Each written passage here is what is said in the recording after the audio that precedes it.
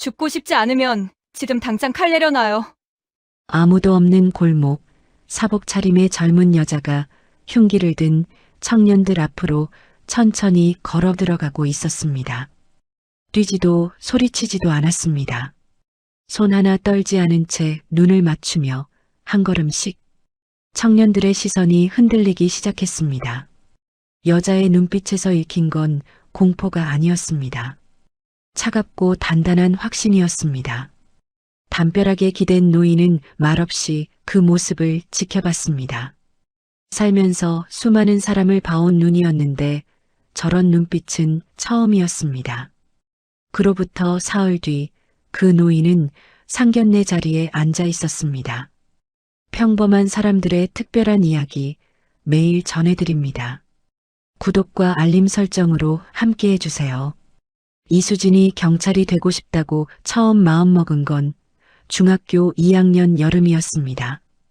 그 여름은 유난히 더웠고 아버지 퇴근이 늦어지는 날이면 어머니와 수진은 마당 평상에 앉아 선풍기 바람을 맞으며 저녁을 보냈습니다.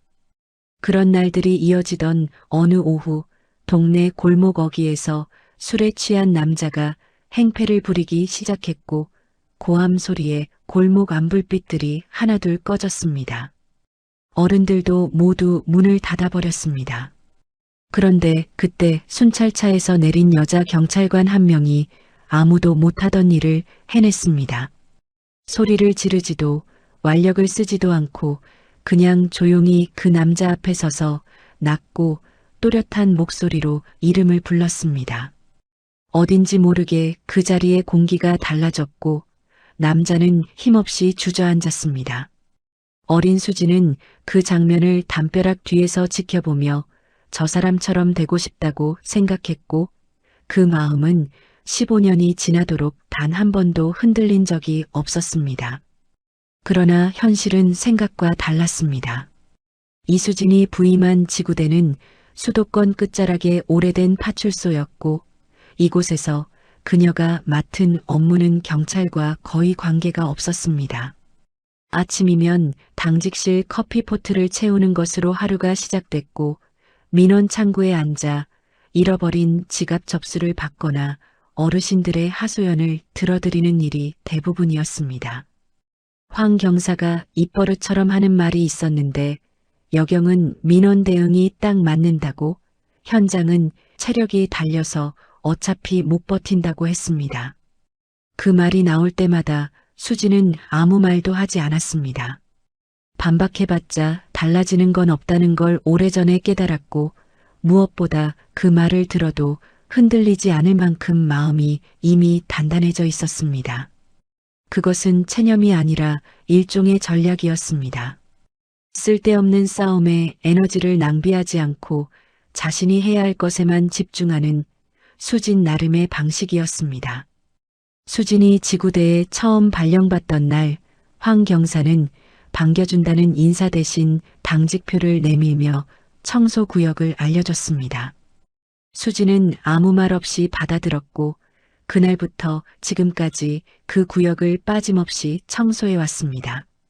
그런데 이상한 것은 그렇게 고분고분하게 있을수록 황 경사는 더 많은 것을 당연하게 여긴다는 점이었습니다.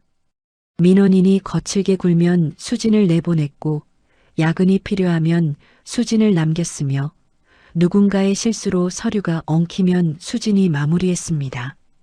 그것이 오랫동안 쌓여서 어느 순간부터는 수진 스스로도 그냥 그런 자리가 된 것처럼 느껴지기 시작했는데 그 느낌이 가장 무서웠습니다.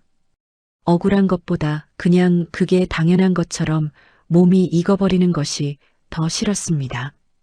그래서 퇴근 후의 수진은 완전히 다른 사람이었습니다. 지구대에서 10분 거리의 고시원 방 형광등 불빛 아래 펼쳐진 범죄 심리학 교재와 위기협상 전술 매뉴얼, 가리고 손때가 묻도록 빼곡히 채워진 노트 한 권이 그녀의 진짜 하루를 채우고 있었습니다.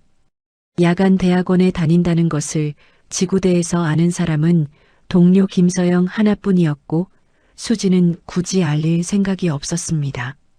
알린다고 달라지는 건 없었고 무엇보다 그것은 남에게 보여주기 위해 하는 공부가 아니었습니다. 대학원 지도교수가 했던 말이 오래 기억에 남아 있었습니다. 위기 협상이란 결국 상대방이 자신도 몰랐던 자기 자신을 마주하도록 돕는 일이라고, 그리고 그 능력은 어떤 화려한 자리보다 가장 평범하고 낮은 자리에서 길러진다고 했습니다. 수지는 그 말을 들을 때 눈물이 날 것 같았습니다. 위로받은 것이 아니라 자신이 버티고 있는 이유를 처음으로 말로 들었기 때문이었습니다. 진짜로 힘든 것은 아무것도 아닌 하루가 반복될 때 그 하루가 자신을 조금씩 마모시킨다는 느낌이었습니다. 커피를 타고 서류를 정리하고 민원인의 말을 듣고 다시 커피를 타는 하루. 그 하루가 쌓여서 1년이 되고 2년이 되고 3년이 됐을 때 수지는 어쩌면 자신이 그냥 이대로 굳어버리는 건 아닐까 하는 생각이 들었습니다. 그리고 그 생각이 들 때마다 가방에서 노트를 꺼내 읽었습니다. 손때 묻은 노트 위에 빼곡히 적힌 협상 사례들, 현장 대응 원칙들, 그리고 여백에 작게 적어둔 메모들. 그것들이 수진에게는 아직 자신이 어딘가를 향해 가고 있다는 증거였습니다. 경찰 시험을 준비하던 시절 주변에서 응원해준 이는 많지 않았습니다. 여자가 경찰이 돼서 뭐 하냐는 말, 현장 나가면 남자 동료들 발목 잡는다는 말, 결혼하면 어차피 그만두지 않냐는 말들이 당연한 것처럼 돌아다녔습니다. 수지는 그 말들을 하나하나 기억하지는 않았지만 그 말들이 만들어낸 무게감은 오랫동안 어깨에 남아 있었습니다. 그러나 이상하게도 그 무게가 수진을 무너뜨리지는 않았습니다. 오히려 더 꼼꼼하게 교재를 읽게 했고 더 많은 사례를 분석하게 했으며 감정이 아니라 실력으로 증명하겠다는 마음을 더 단단하게 만들었습니다. 수지는 그것이 억울함에서 나온 옥이라는 걸 알고 있었고 그 오기가 나쁜 것만은 아니라는 것도 알고 있었습니다. 그 무렵 남자친구 강준혁이 수진의 일상 안에 들어와 있었습니다. 처음 만났을 때는 그냥 말수 적고 조용한 사람이라고 생각했는데 알고 지낼수록 그 조용함 안에 꽤 많은 것들이 무겁게 눌려 있다는 걸 느끼게 됐습니다. 준혁은 수진이 지쳐서 돌아오는 날이면 아무 말 없이 따뜻한 국 한 그릇을 준비해두는 사람이었고 그것 하나만으로도 수진에게는 충분히 다정한 사람이었습니다. 그러나 누군가의 시선을 늘 의식하는 버릇이 있었고 전화가 울리면 먼저 번호를 확인하는 습관이 있었으며 특히 어머니 한미숙 여사의 이름이 뜨는 날이면 목소리가 절반쯤 작아졌습니다. 수지는 그것을 오랫동안 내성적인 성격 탓으로만 이해했지만 사실 그것은 성격이 아니라 오랫동안 쌓인 무언가에서 비롯된 것이었습니다. 아버지 이야기만은 끝까지 꺼내지 않았습니다. 가족 이야기가 나오면 어머니 이야기, 어릴 적 동네 이야기는 했지만 아버지 이야기만 나오면 준혁은 말을 바꾸거나 짧게 얼버무리고 넘어갔습니다. 수지는 억지로 묻지 않았습니다. 기다리는 것에 익숙한 사람이었으니 준혁도 언젠가는 스스로 꺼낼 거라고 믿었습니다. 두 사람의 연애는 그렇게 서로의 속을 다 꺼내놓지 않은 채 그러나 이상하게도 편안한 방식으로 이어지고 있었습니다. 그날은 평범한 화요일이었습니다. 아침부터 황 경사의 목소리가 유난히 높았고 신임 박순경이 실수한 서류 처리를 수진이 대신 마무리하면서 점심을 거른 채 오후가 됐습니다. 오후 늦게 비번이 시작됐고 수지는 사복으로 갈아입은 뒤 지구대를 나섰습니다. 대학원 수업까지는 2시간이 남아 있었고 가을 초입의 바람이 제법 서늘하게 느껴졌습니다.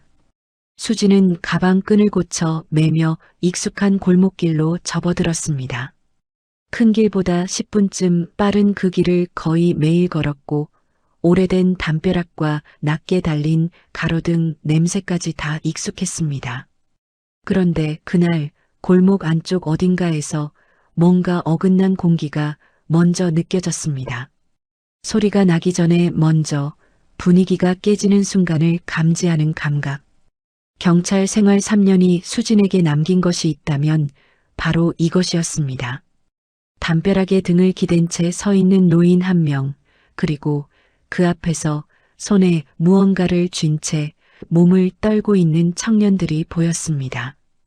노인은 낡은 등산복 차림에 시장 봉투를 들고 있었고 청년들의 눈빛은 불안정했습니다. 손끝이 떨리고 초점이 흔들리는 것이 멀리서도 보였습니다. 골목 안엔 아무도 없었고 뒤를 돌아봐도 지나가는 사람 하나 없었습니다. 수지는 그 자리에서 잠시 멈췄습니다. 무전기는 없었습니다. 사복 차림이었고 신분증은 안쪽 주머니 깊숙이 있었습니다. 뛰어서 지구대로 돌아가기엔 거리가 너무 멀었고 신고를 넣는 사이 무슨 일이 생길지 장담할 수 없었습니다. 수지는 노인의 얼굴을 짧게 살폈습니다. 두려워하지 않는 것이 아니라 두려움을 이미 알고 있는 사람의 얼굴이었습니다. 그 눈빛이 수진과 잠깐 마주쳤고 노인은 아무 말도 하지 않았습니다. 수지는 숨을 한번 고르게 내쉬었습니다. 그리고 천천히 골목 안으로 한 걸음 들어섰습니다. 수진이 골목 안으로 들어선 순간 청년들의 시선이 일제히 쏠렸습니다. 둘이었습니다. 한 명은 손에 접이식 칼을 쥔 채 노인 쪽을 향해 서 있었고 다른 한 명은 그 뒤에서 골목 입구를 막고 있었습니다. 수지는 그 순간 두 가지를 동시에 읽었습니다. 칼을 쥔 청년의 손이 떨리고 있다는 것, 그리고 눈빛에 살기보다 절박함이 더 짙게 깔려 있다는 것. 때리려는 사람의 눈빛과 어떻게 해야 할지 몰라 무너지기 직전인 사람의 눈빛은 다릅니다.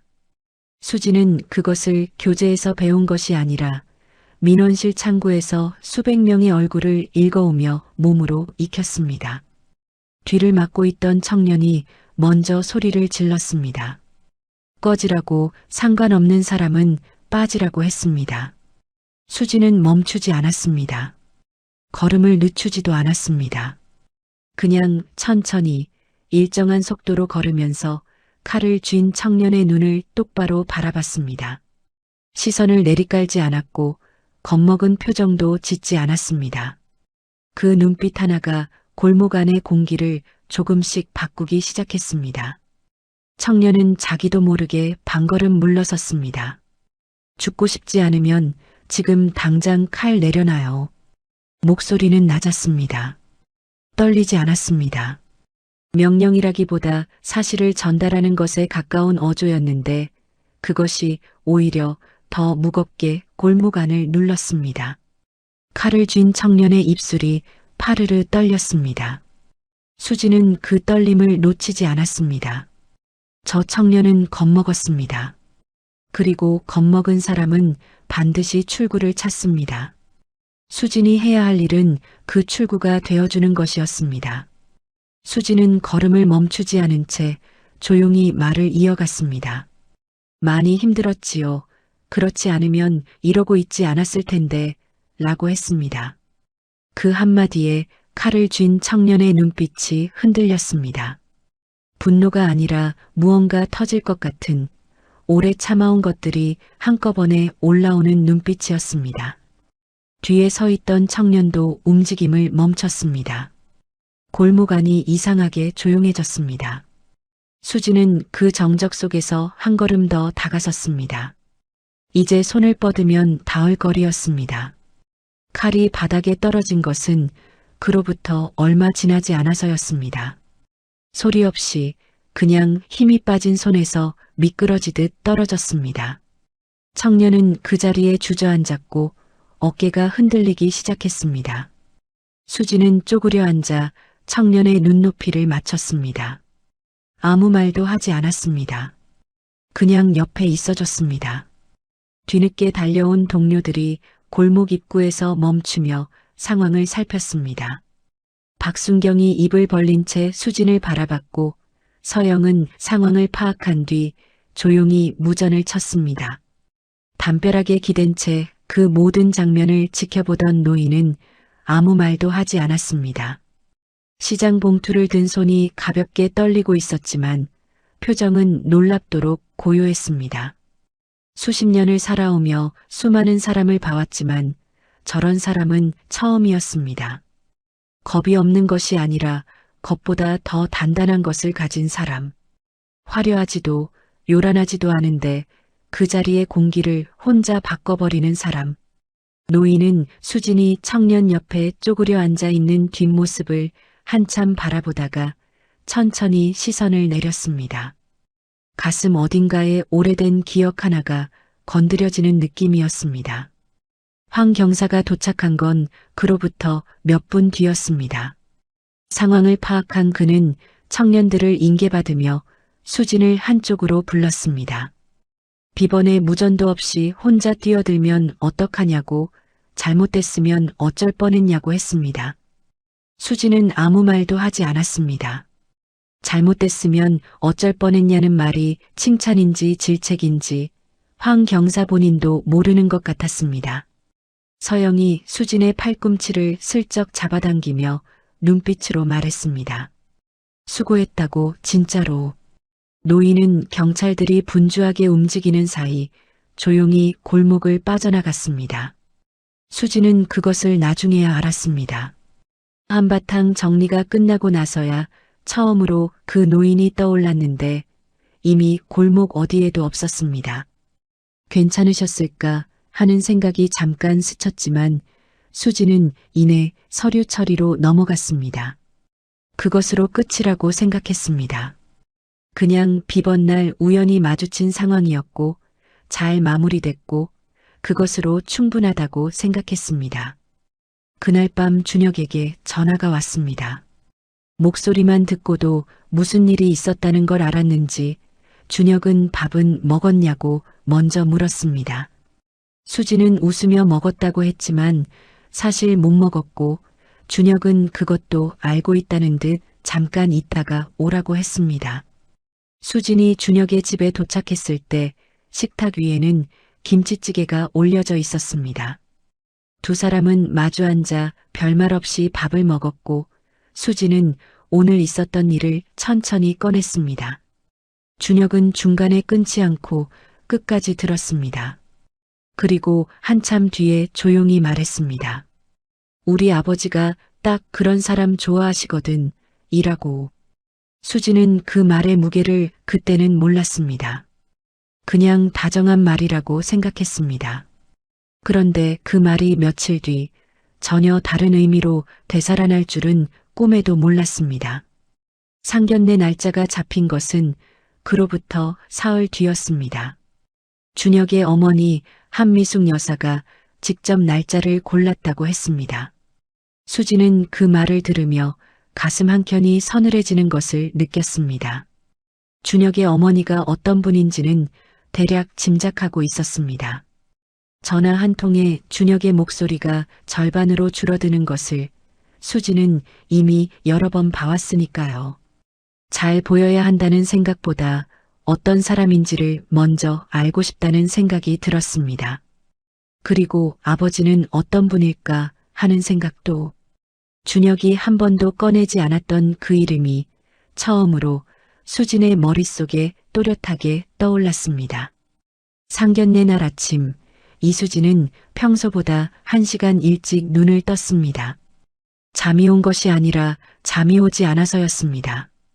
천장을 바라보며 누워있는 동안 머릿속에서는 온갖 경우의 수가 돌아갔습니다. 어떤 말을 해야 할지, 어떤 표정을 지어야 할지, 혹시 마음에 들지 않는다는 말이 나오면 어떻게 받아야 할지. 위기 협상 현장에서는 손 하나 떨지 않았던 사람이 상견례 하나 앞에 두고 새벽부터 이불 속에서 시나리오를 짜고 있었습니다. 수지는 스스로가 조금 우스웠습니다. 그러나 웃을 수만은 없었습니다. 준혁의 어머니가 어떤 분인지는 이미 짐작하고 있었고 그 짐작이 틀리지 않을 것 같다는 예감도 있었습니다. 준혁은 전날 밤 문자를 보내왔습니다. 어머니가 많이 까다로우시니까 너무 긴장하지 말라고 그냥 편하게 있으면 된다고 했습니다. 수지는 그 문자를 몇 번이고 다시 읽었습니다. 편하게 있으면 된다는 말이 진심이라는 걸 알면서도 그 말이 위로가 되기보다는 오히려 더 긴장하게 만들었습니다. 편하게 있으면 된다는 말을 굳이 해야 할 만큼 편하게 있기 어려운 자리라는 뜻이었으니까요. 수지는 짧게 알겠다고 답장을 보내고 휴대폰을 내려놓았습니다. 그리고 다시 천장을 바라봤습니다. 옷은 전날 미리 골라뒀습니다. 너무 화려하지 않으면서도 단정해 보이는 것, 여경이라는 직업이 주는 딱딱한 인상을 조금은 부드럽게 해줄 수 있는 것으로 골랐습니다. 서영이 같이 골라줬는데 이거면 시어머니 마음 녹인다고 했습니다. 수지는 그 말에 웃었지만 사실 옷 하나로 누군가의 마음이 녹는다고 생각하지는 않았습니다. 중요한 건 옷이 아니라는 걸 알고 있었습니다. 그냥 자신이 어떤 사람인지를 똑바로 보여주는 것, 그것만이 수진이 할 수 있는 전부였습니다. 한정식 식당은 지하철역에서 걸어서 10분 거리였습니다. 준혁이 미리 보내준 주소를 따라 걸어가는 동안 수지는 이상하게 발걸음이 무거운 것을 느꼈습니다. 골목에서 흉기든 청년들 앞으로 걸어 들어갈 때는 이렇게 무겁지 않았는데 하는 생각이 스쳤습니다. 그때는 해야 할 일이 명확했습니다. 상대의 눈빛을 읽고 출구를 만들어주고 기다려주면 됐습니다. 그런데 지금은 무엇을 어떻게 해야 할지가 명확하지 않았습니다. 잘 보이려고 하면 어색해질 것 같았고 그렇다고 아무렇지 않은 척하기엔 이 자리가 너무 중요했습니다. 식당 입구에서 준혁이 먼저 기다리고 있었습니다. 수진을 보자마자 괜찮냐고 물었는데 수진은 그 말 대신 준혁의 표정을 먼저 읽었습니다. 긴장해 있었습니다. 수진보다 더 어머니 앞에서 늘 목소리가 작아지던 사람이었는데 오늘은 그 긴장이 얼굴에까지 올라와 있었습니다.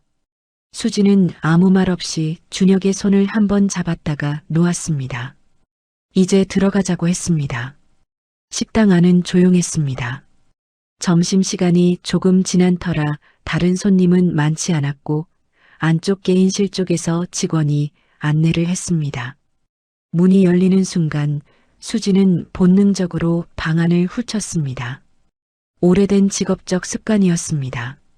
새로운 공간에 들어서면 먼저 사람들의 위치와 표정을 읽는 것.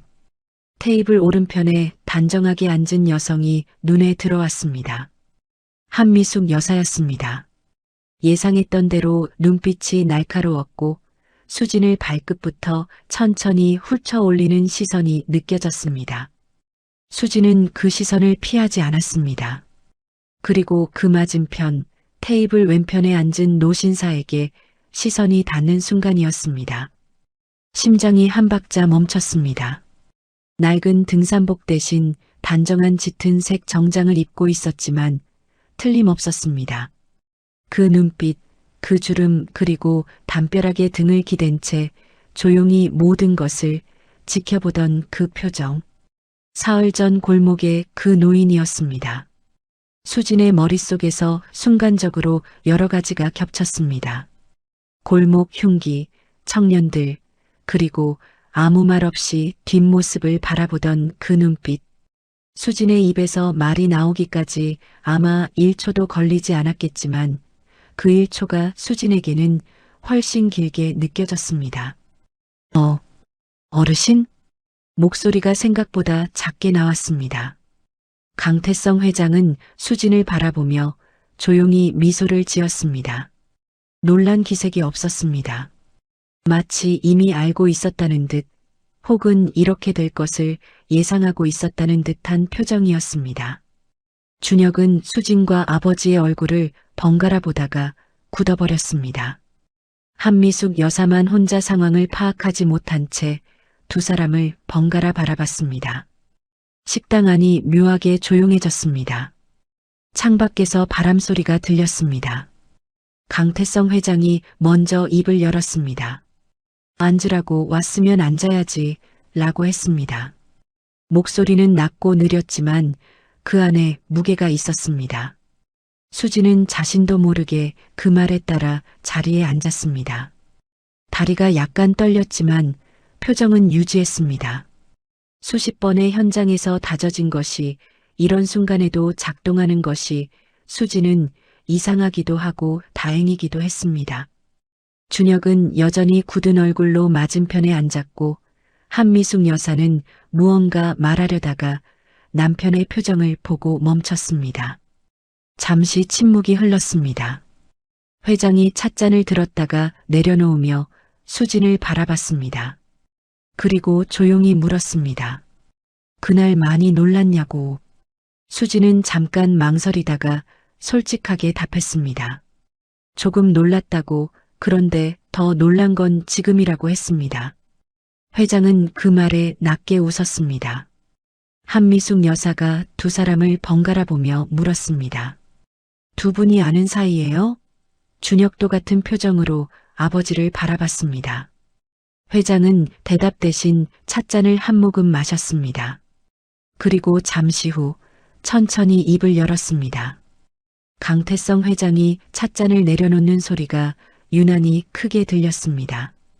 식당 안은 여전히 조용했고 테이블 위에는 아직 음식이 나오지 않은 채 빈 그릇들만 놓여 있었습니다. 회장은 서두르지 않았습니다. 말을 꺼내기 전에 먼저 수진을 한 번, 준혁을 한 번, 그리고 한미숙 여사를 한 번 바라봤습니다. 오랫동안 많은 사람을 상대해온 사람 특유의 습관이었습니다. 말보다 먼저 눈으로 방 안의 공기를 읽는 것. 수지는 그 짧은 순간에 회장이 보통 사람이 아니라는 것을 다시 한번 느꼈습니다. 회장이 입을 열었습니다. 사흘 전 저녁 자신이 그 골목에 있었던 것은 우연이 아니었다고 했습니다. 한미숙 여사가 눈살을 찌푸렸고 준혁은 숨을 멈췄습니다. 회장은 개의치 않고 말을 이어갔습니다. 아들이 사귀는 여자가 어떤 사람인지 자신이 직접 보고 싶었다고 했습니다. 서류로도 남의 말로도 아닌 자기 눈으로. 그것이 평생 사람을 뽑고 판단하고 믿어온 자신의 방식이었다고 했습니다. 그래서 아들 몰래 그 동네를 걸었고 수진이 매일 다니는 길목을 지나고 있었다고 했습니다. 한미숙 여사가 참지 못하고 끼어들었습니다. 그걸 왜 이제 말하냐고 미리 얘기해줬으면 같이 갔을 거라고 했습니다. 회장은 조용히 고개를 저었습니다. 같이 갔으면 아무것도 볼 수 없었을 거라고 했습니다. 사람은 누군가 보고 있다는 걸 알면 달라지게 되어 있다고, 진짜 모습은 아무도 안 볼 때 나온다고 했습니다.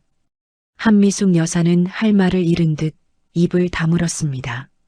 준혁은 아버지와 수진을 번갈아 보며 아직도 상황을 완전히 정리하지 못한 표정이었습니다. 수진은 그 이야기를 들으며 복잡한 감정이 올라오는 것을 느꼈습니다. 놀라움도 있었고 황당함도 있었고 그리고 묘하게도 이해가 되는 부분도 있었습니다. 현장에서 사람을 읽는 것이 얼마나 중요한지를 수진은 누구보다 잘 알고 있었으니까요. 말과 서류로는 알 수 없는 것들이 있습니다. 위기 앞에서 어떻게 반응하는지, 두려울 때 어떤 선택을 하는지, 그것은 직접 보지 않으면 알 수 없습니다. 회장이 한 일이 수진이 늘 현장에서 해온 것과 크게 다르지 않다는 생각이 들었습니다. 방식이 달랐을 뿐 사람을 제대로 보고 싶었다는 마음은 같았습니다. 회장이 다시 수진을 바라봤습니다. 그날 골목에서 칼을 든 청년 앞으로 걸어 들어가는 것을 봤다고 했습니다. 뛰지 않고 소리치지 않고 그냥 천천히 걸어 들어갔다고 했습니다. 회장은 그 순간 수진의 눈빛에서 무언가를 읽었다고 했습니다. 두려움이 없는 사람이 아니라 두려움보다 더 큰 것을 가진 사람의 눈빛이었다고. 그리고 그 눈빛은 평생 쌓아온 것이 있는 사람에게서만 나온다고 했습니다. 수지는 그 말을 들으며 가슴 어딘가가 조여오는 것을 느꼈습니다. 3년 동안 아무도 알아봐 주지 않았던 것을 처음 본 노인이 골목 어귀에서 이미 읽어냈다는 것이 믿기지 않았습니다. 한미숙 여사가 분위기를 정리하려는 듯 목소리를 높였습니다. 그래도 직업이 여경이면 앞으로 아이는 어떻게 할 건지, 집안일은 어떻게 할 건지, 현실적인 이야기를 해야 하지 않겠냐고 했습니다. 목소리는 부드러웠지만 그 안에 날이 서 있었습니다. 테이블 분위기가 다시 팽팽해졌습니다. 준혁이 어머니 쪽을 향해 뭔가 말하려다가 멈췄습니다. 오래된 습관이었습니다. 어머니 앞에서는 늘 그랬습니다. 말을 꺼내다가 멈추고 시작하다가 삼키는 것. 회장이 찻잔을 내려놓았습니다. 소리가 작았지만 그 소리 하나로 테이블 위의 공기가 바뀌었습니다. 회장은 여사를 바라보며 조용히 말했습니다. 여보, 나 그 나이에 리어카 끌었어. 수진 씨는 위기 앞에서 손 안 떨었어. 그걸로 충분해. 식당이 조용해졌습니다. 한미숙 여사의 입이 반쯤 열렸다가 닫혔습니다. 준혁은 아버지를 바라보며 눈을 깜빡였습니다. 태어나서 아버지가 어머니의 말을 저렇게 자르는 것을 본 적이 없었습니다. 아버지는 늘 조용했고 어머니가 말할 때는 끝까지 들었습니다. 그런데 오늘은 달랐습니다. 수지는 그 말이 자신을 향한 것임을 알면서도 바로 반응할 수가 없었습니다. 눈 뒤쪽이 뜨거워지는 것을 느꼈습니다. 3년 동안 황 경사 앞에서도 민원인 앞에서도 흔들리지 않았던 것이 지금 이 자리에서 흔들리고 있었습니다. 회장은 수진 쪽을 바라보며 말을 이어갔습니다. 자신이 처음 사업을 시작할 때 가진 것이 아무것도 없었다고 했습니다. 돈도 배경도 아는 사람도 없었다고 했습니다. 그런데 딱 하나 있었던 것이 있었는데 그것은 어떤 상황에서도 자기 자리를 지키는 것이었다고 했습니다. 남들이 뭐라 해도 아무도 알아봐 주지 않아도 그냥 자기 자리에서 하루를 사는 것. 회장은 그것이 결국 사람을 만든다고 했습니다. 그리고 수진에게서 그것이 보였다고 했습니다. 골목에서도 지금 이 자리에서도 준혁이 조용히 수진의 손을 잡았습니다. 테이블 아래에서 아무도 모르게. 아니, 아버지는 알았을 것입니다. 그러나 아무 말도 하지 않았습니다. 한미숙 여사는 창밖을 바라보고 있었습니다. 표정을 읽기 어려웠지만 아까처럼 날이 서 있지는 않았습니다. 음식이 나오기 시작했고 직원이 조용히 그릇을 내려놓았습니다. 테이블 위에 따뜻한 것들이 하나씩 올라왔습니다. 수지는 눈이 뜨거워지는 것을 느끼면서도 표정을 유지했습니다. 그리고 생각했습니다. 3년 동안 아무도 해주지 않았던 말을 오늘 처음 만난 노인이 해줬다고. 음식이 하나씩 올라오는 동안 테이블 위의 공기는 조금씩 달라지고 있었습니다. 아까처럼 팽팽하지는 않았지만 그렇다고 완전히 풀어진 것도 아니었습니다. 한미숙 여사는 여전히 창밖을 바라보고 있었고 준혁은 수진의 손을 테이블 아래에서 놓지 않고 있었습니다. 강태성 회장은 조용히 숟가락을 들었습니다. 어서 먹으라고 식는다고 했습니다. 그 한마디가 신호였습니다. 각자 앞에 놓인 그릇으로 시선을 내리며 식사가 시작됐습니다. 처음 몇 분은 수저 소리만 들렸습니다. 수지는 국물을 한 숟가락 떴다가 내려놓았습니다. 입맛이 없는 것이 아니라 아직 가슴이 가라앉지 않아서였습니다.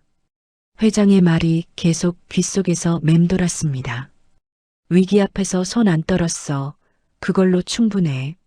3년 동안 황 경사 앞에서 커피를 탔고 민원실 창구에서 하소연을 들었고 남의 실수를 대신 마무리했습니다. 그 시간 동안 누군가에게 잘했다는 말을 들은 적이 없었습니다. 당연한 것으로 여겨졌고 보이지 않는 자리였고 아무도 기억하지 않는 하루들이었습니다. 그런데 오늘 단 한 번도 제대로 대화를 나눈 적 없는 노신사가 그 하루들을 전부 알고 있다는 듯이 말해줬습니다. 수지는 눈을 내리깔며 숨을 천천히 내쉬었습니다. 한미숙 여사가 먼저 침묵을 깼습니다. 수진 씨는 이 일을 얼마나 더 할 생각이냐고 물었습니다. 목소리는 아까보다 부드러웠지만 질문의 방향은 여전히 같았습니다.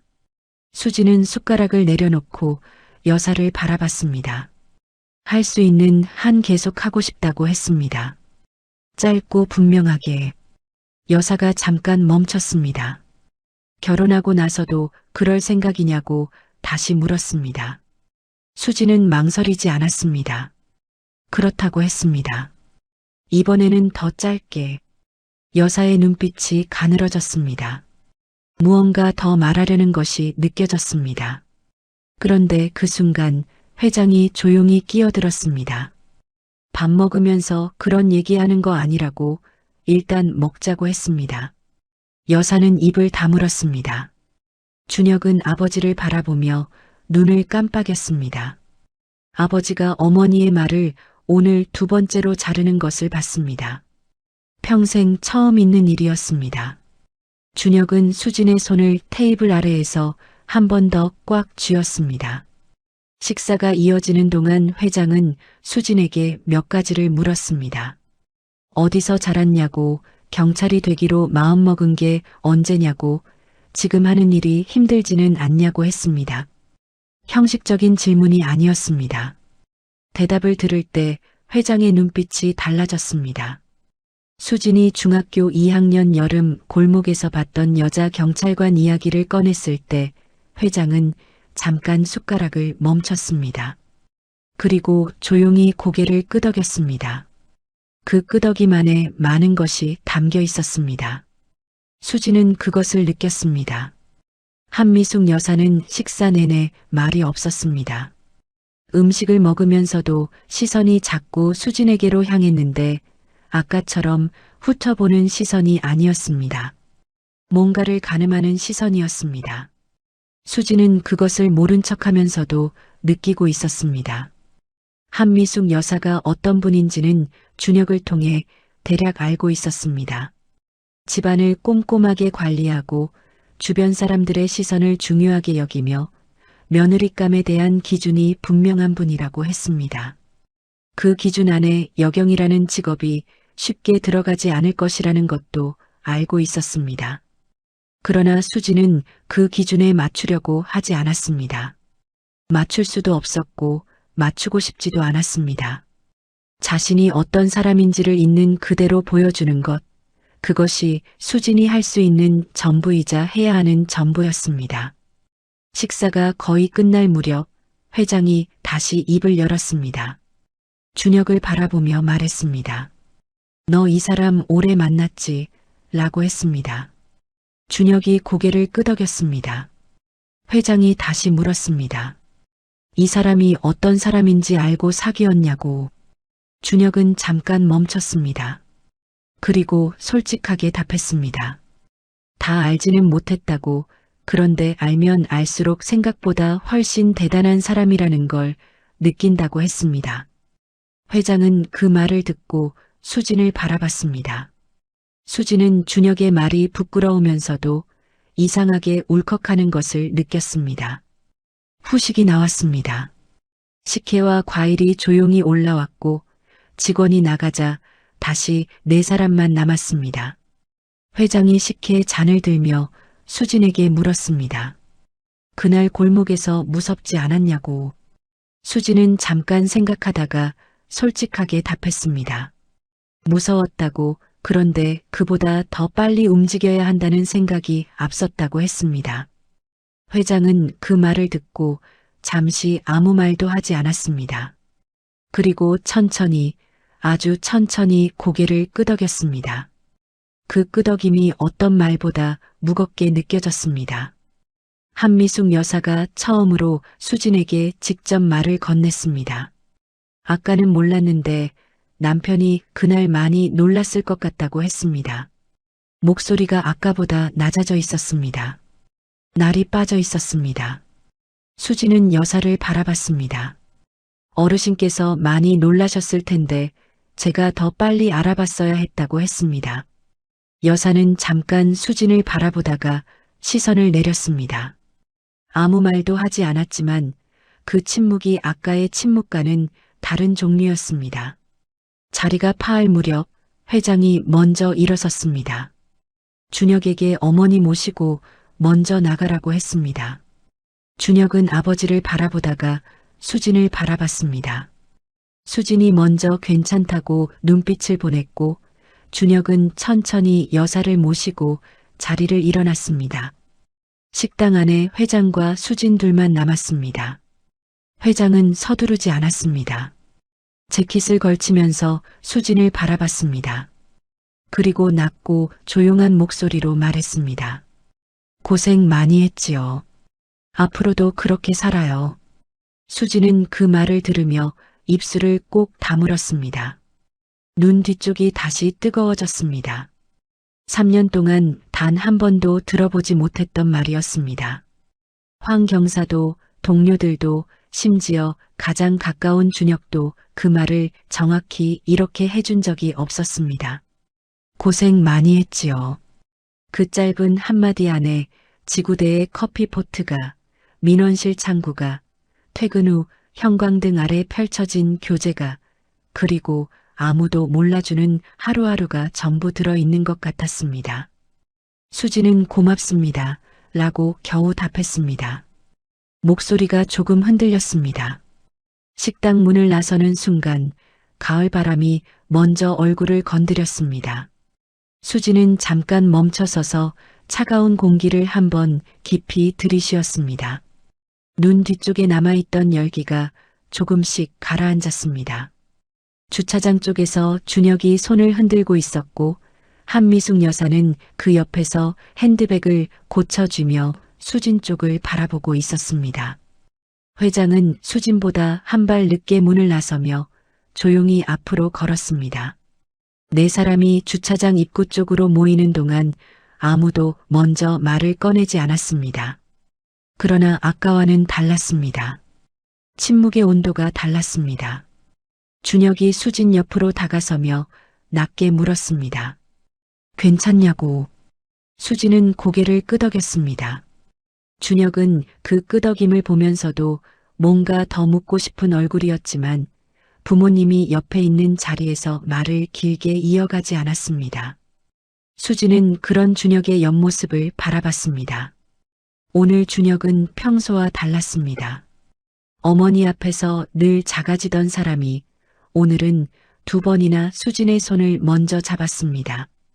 작은 것이었지만 수진에게는 작지 않았습니다. 한미숙 여사가 수진 쪽으로 한 걸음 다가섰습니다. 수진은 반사적으로 몸을 바로 했습니다. 여사는 잠깐 수진을 바라보다가 오늘 와줘서 고맙다고 했습니다. 짧은 말이었습니다. 그러나 아까 식당 안에서 나를 세우던 사람의 말이라고는 느껴지지 않았습니다. 수진은 초대해 주셔서 감사하다고 답했습니다. 여사는 고개를 한번 끄덕이고는 회장 쪽으로 시선을 옮겼습니다. 더 말을 잇지는 않았지만 그것으로 충분했습니다.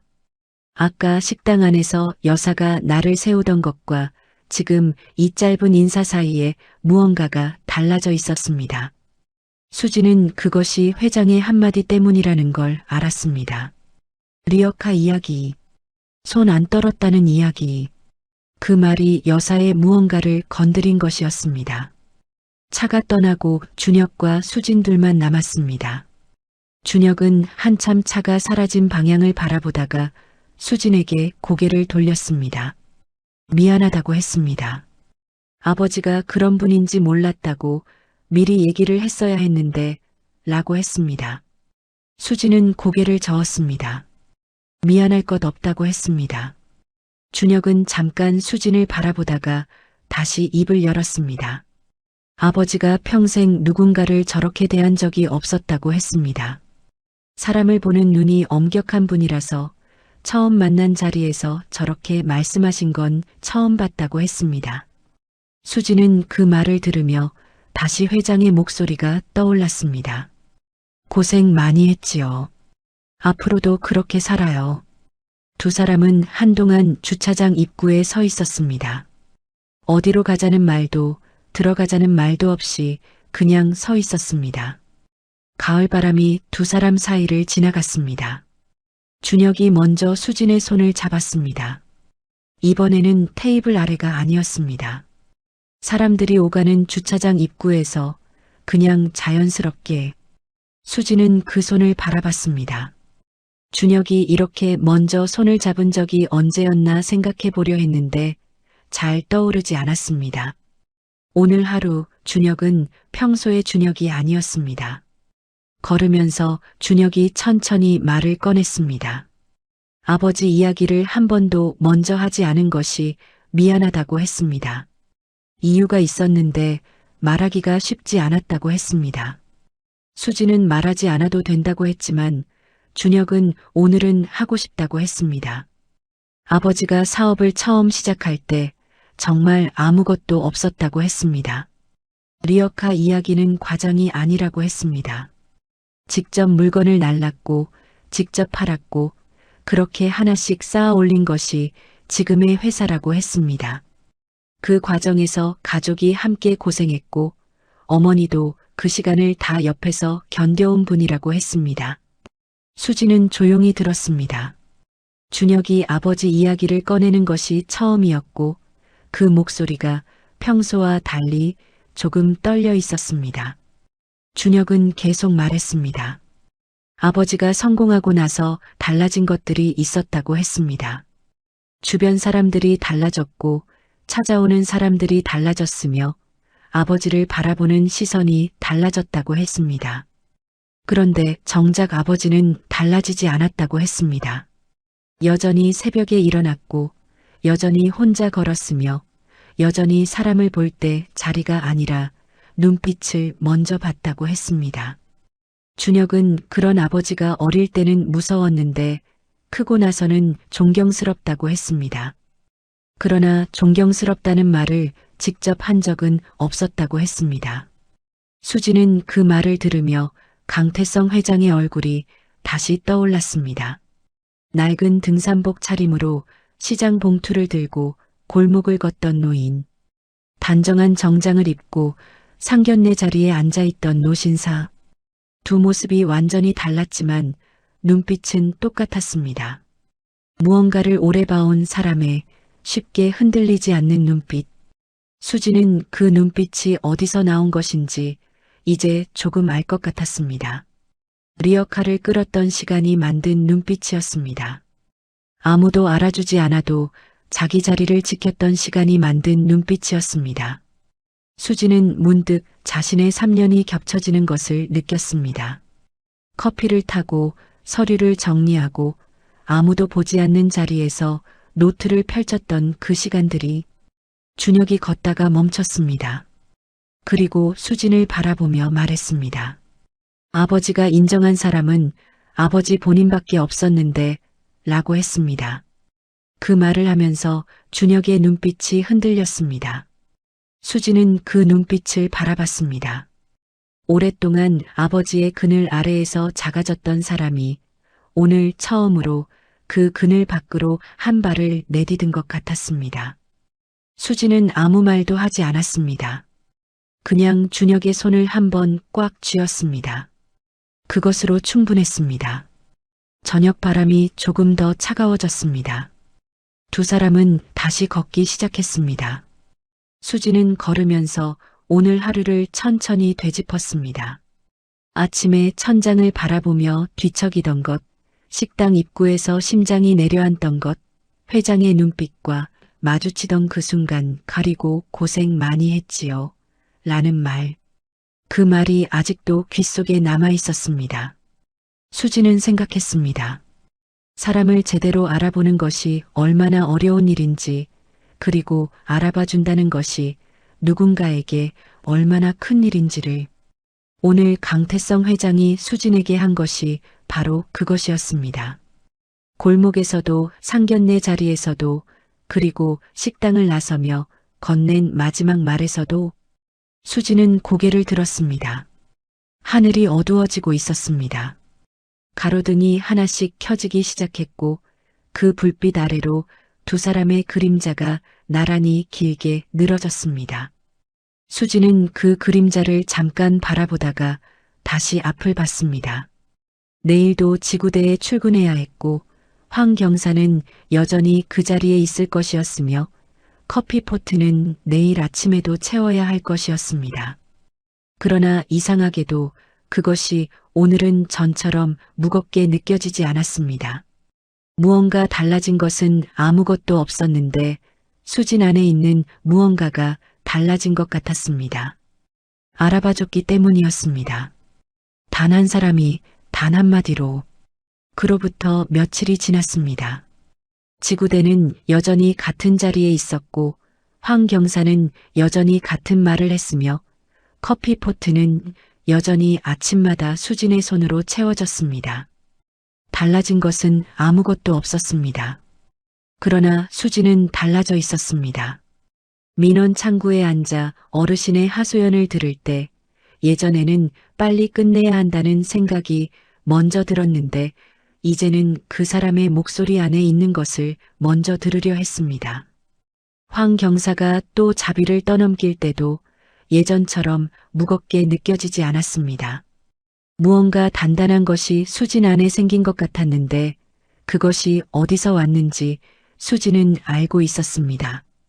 상견례 다음 날 아침 서영이 출근하자마자 수진 옆으로 붙었습니다. 어땠냐고, 시어머니가 무서웠냐고, 밥은 먹었냐고 한꺼번에 쏟아냈습니다. 수진은 웃으면서 괜찮았다고 했습니다. 서영은 그 웃음을 보더니 뭔가 있다는 표정으로 수진을 빤히 바라봤습니다. 괜찮은 게 아니라 좋은 거 아니냐고 했습니다.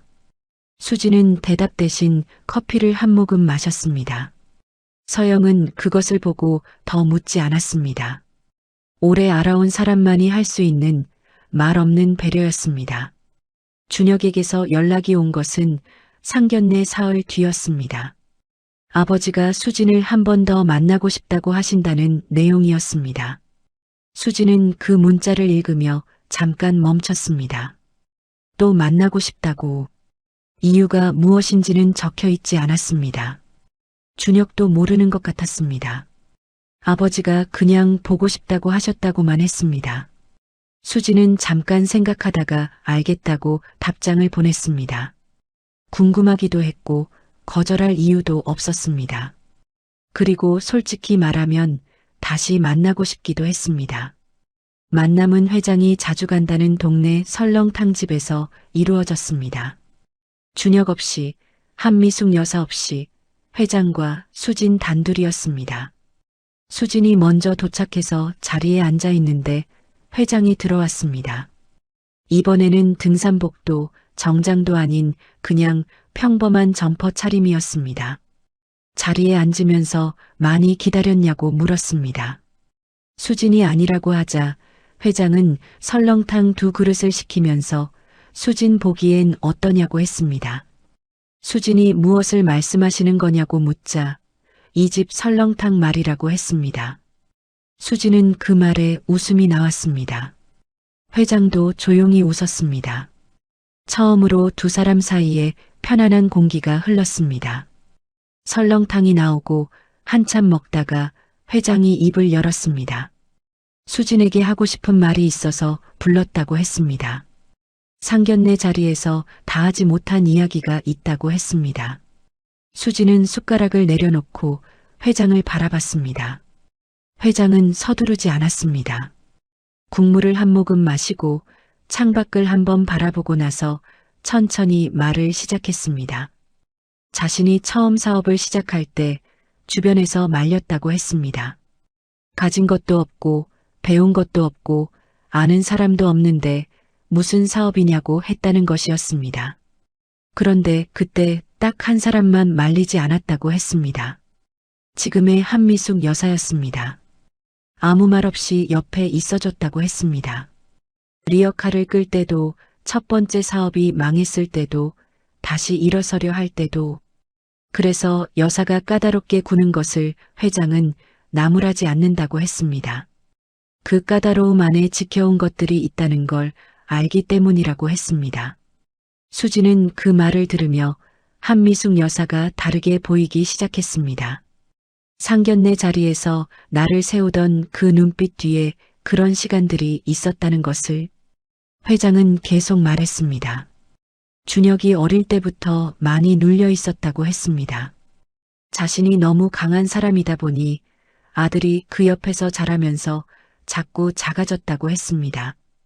그것이 회장의 가장 오래된 걱정이었다고 했습니다. 사업은 키웠는데 아들을 키우는 것은 잘 못했다는 생각을 오랫동안 해왔다고 했습니다. 그 말을 할 때 회장의 목소리가 처음으로 낮아졌습니다. 단단하던 목소리 안에 뭔가 오래된 것이 섞여 나오는 것 같았습니다. 수지는 그 목소리를 들으며 이 노인 안에도 오래 품어온 것들이 있다는 것을 느꼈습니다. 그런데 상견례 자리에서 준혁이 수진의 손을 잡는 것을 봤다고 했습니다. 테이블 아래에서 작게. 회장은 그것을 봤다고 했습니다. 그리고 식당을 나서면서 준혁이 어머니 눈치를 보지 않고 수진 옆에 서 있는 것을 봤다고 했습니다. 회장은 그 두 장면이 오랫동안 보고 싶었던 것이었다고 했습니다. 아들이 누군가 옆에서 작아지지 않는 모습. 수지는 그 말을 들으며 가슴이 먹먹해지는 것을 느꼈습니다. 준혁이 오늘까지 아버지 이야기를 꺼내지 않았던 이유가 이 한마디 안에 다 들어있는 것 같았습니다. 회장이 수진을 바라보며 말했습니다. 준혁을 잘 부탁한다고 했습니다. 잘 이끌어달라는 것이 아니라 그냥 옆에 있어달라는 것이라고 했습니다. 그것만으로도 충분하다고 했습니다. 수지는 그 말을 들으며 대답을 찾으려 했는데 마땅한 말이 떠오르지 않았습니다. 그래서 그냥 솔직하게 말했습니다. 열심히 하겠다고 잘 모르겠지만 최선을 다하겠다고 했습니다. 회장은 그 말에 고개를 끄덕였습니다. 잘 모르겠다고 말할 수 있는 사람이 결국 잘한다고 했습니다. 아는 척하는 사람보다 훨씬 낫다고 했습니다. 설렁탕 그릇이 비워질 무렵 회장이 마지막으로 한마디를 더했습니다. 그날 골목에서 수진이 걸어 들어가는 것을 보면서 딱 하나가 생각났다고 했습니다. 저 사람은 혼자 오래 버텨온 사람이라는 것. 회장은 그런 사람을 알아볼 수 있다고 했습니다. 자신도 그렇게 살아왔기 때문이라고 했습니다. 수지는 그 말을 들으며 눈을 내리깔았습니다. 눈 뒤쪽이 또 뜨거워졌습니다. 이번에는 참지 않았습니다.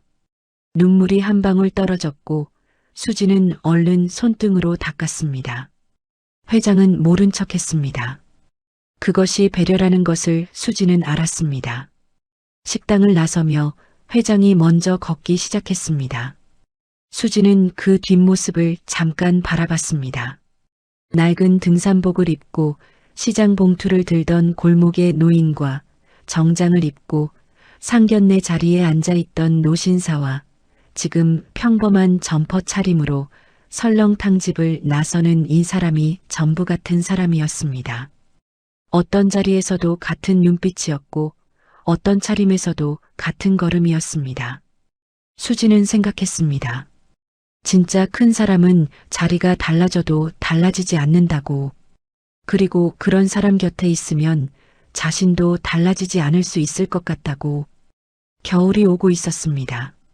아침마다 지구대 창문에 하얀 입김이 서리기 시작했고 당직실 커피포트에서 올라오는 김이 예전보다 짙어졌습니다.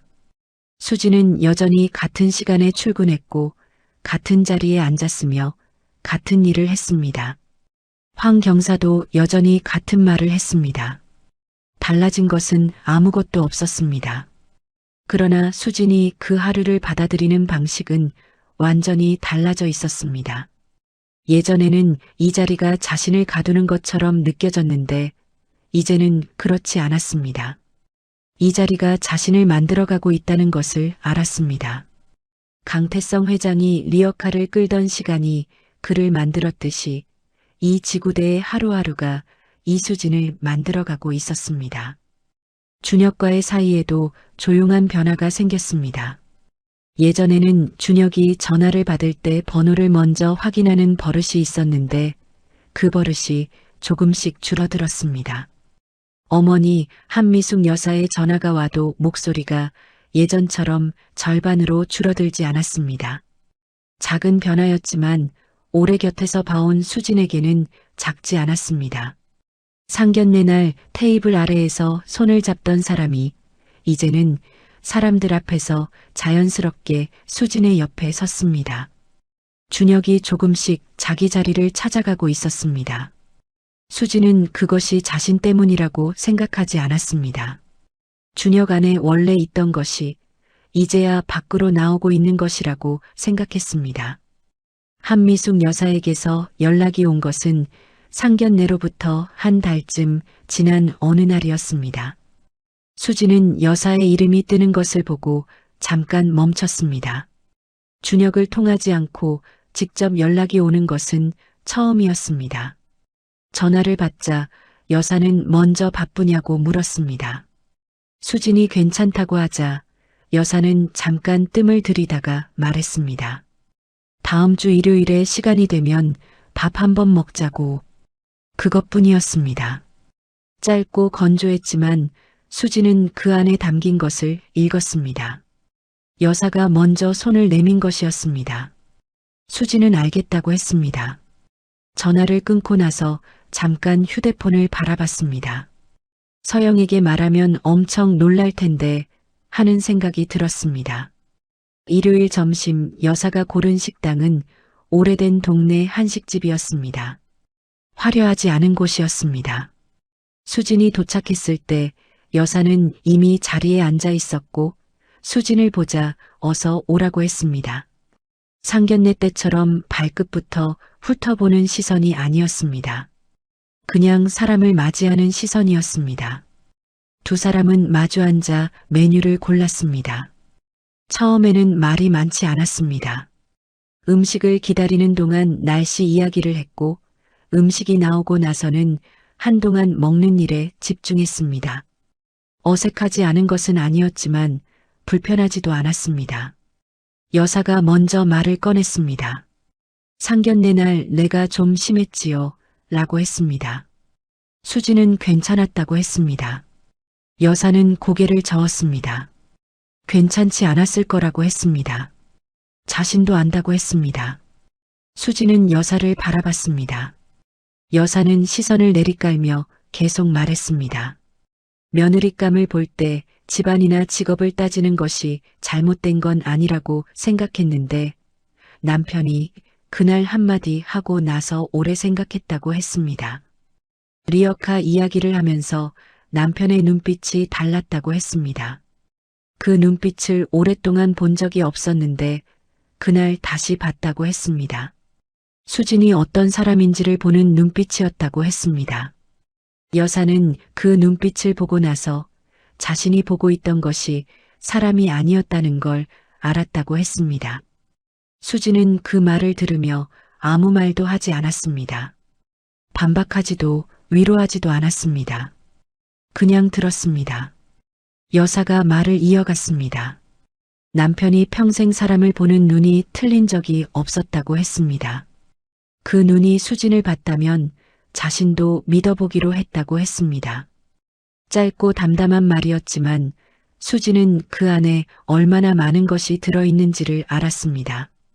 오랫동안 지켜온 기준을 내려놓는 일이 쉽지 않다는 것을, 그것을 먼저 말로 꺼내는 일은 더 쉽지 않다는 것을 수진은 감사하다고 했습니다. 여사는 고개를 끄덕이며 밥 먹으라고 했습니다. 두 사람은 다시 밥을 먹었습니다. 이번에는 처음보다 덜 어색했습니다. 여사가 수진의 직업 이야기를 물었습니다. 어떤 일이 힘드냐고, 보람 있을 때는 언제냐고 물었습니다. 수진은 솔직하게 답했습니다. 위기 상황에서 누군가를 제대로 도왔을 때 보람을 느낀다고 했습니다. 여사는 그 말을 들으며 조용히 고개를 끄덕였습니다. 그러면 잘하고 있는 거라고 했습니다. 수진은 그 짧은 말이 의외로 크게 들렸습니다. 그 무렵 수진에게 뜻밖의 소식이 전해졌습니다. 지구대에 강력팀 지원 공고가 났고 수진의 이름이 추천 명단에 올라 있다는 것이었습니다. 서영이 먼저 알고 와서 말해줬습니다. 황 경사가 추천했다는 말도 함께였습니다. 수진은 처음에 잘못 들은 줄 알았습니다. 황 경사가 수진을 추천했다는 것이?